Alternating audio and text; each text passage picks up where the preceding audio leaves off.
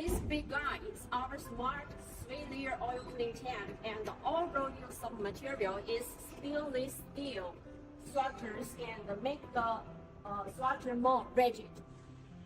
Each layer can hold 6 or 8 units of miners according to the brand. A lock have been installed of each layer. Now we open the lock to see inside of the tank.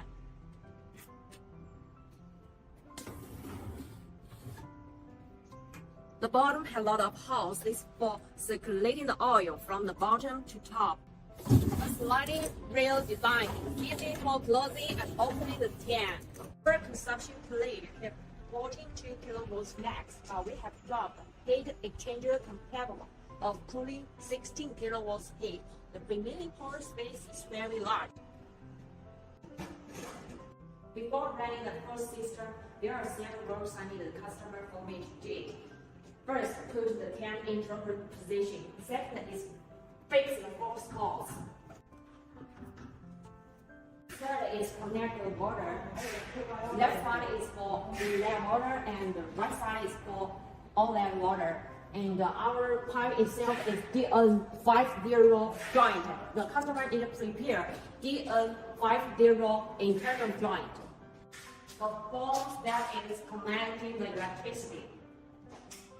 About electric box, it needs 308 volts input, 3 ports for live line, 1 port for non-line, this port for earth line. Fifth step is putting the miners inside of the tank and pour it on. This tank needs 215 liters cooling oil.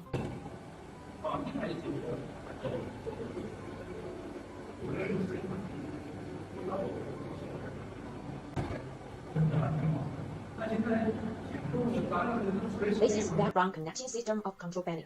You can see comprehensive working state of all miners on each layer by logging your own count, such as power consumption, flow speed, input voltage, oil temperature, etc.